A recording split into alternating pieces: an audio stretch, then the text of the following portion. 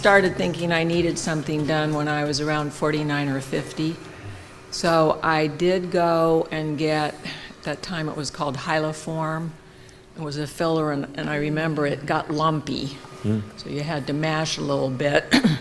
And each time I went, a couple times a year, I kept saying, is it time yet? Is it time yet for me to get a facelift? And my history is I've had a weight problem. I don't right now, but I work at it. So even when I was young, my highest weight was 182. And I got that weight off, but I had a saggy chin. So I was very aware of that, but when you're young, it doesn't look too bad.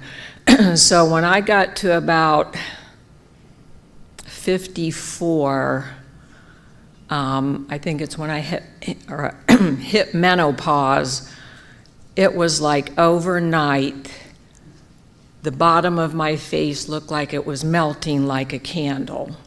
And I freaked out. So I had all this skin here, and my mother had jowls, so that's my gene thing. My face was going to sag like hers did, plus all this skin here. And I remember, I'm in real estate, going to a couple of seminars, and people didn't have to say anything. It's how they looked at me. Just that, oh, you poor thing. So I had a lot of that. They don't want to talk to me. I don't look good. So the doctor I was going to get this filler, he's what I will call an old lady face doctor. He did not do any of the newer procedures. So I went and talked to a couple of others, and I just didn't like them. I wasn't comfortable. So I went back and talked to the receptionist at the doctor I was going to, and she said, you know, I'm going to tell you under the cuff, I know a couple of people who have gone to Dr. Dressen. So I made an appointment and went to see him. And the first thing I noticed is there was no high pressure. Get me in a little room and try to sign me up.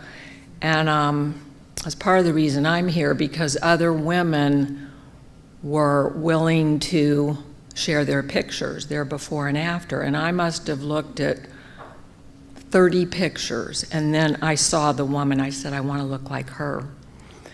I thought I only needed to have a little bit done here, and with all this skin, I had a refresher lift, I did have fat, and I had something else down here to get rid of all that skin. So it will be 5 years in April since I had this done, and I have no sag at all. I do have to come for filler by choice. I may wind up having to get a little more fat. So for me, the one time wasn't the be-all, end-all, but I'm really pleased with 5 years later. I feel like I look pretty good.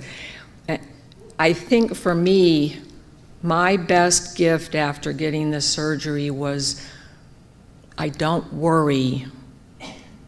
When I wake up, I'm not concerned that I look bad. And I have that confidence that I can go about my business, whether it's, you know, family, friends, showing clients property, doing appraisals, whatever, that I'm not worried about how I look. The subsequent gifts for me have been, I dress a little differently. I used to be like Talbot's girl.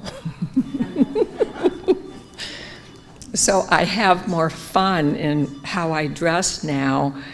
And the other thing is, I've dated 4 men in 5 years, and I haven't met Mr. Forever, but I can tell you my Mr. Right Nows have been all right.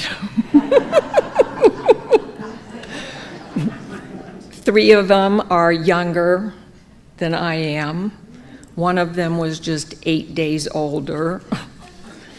And I have a friend who's like 11 years younger than me, and I was never competition for her, and now I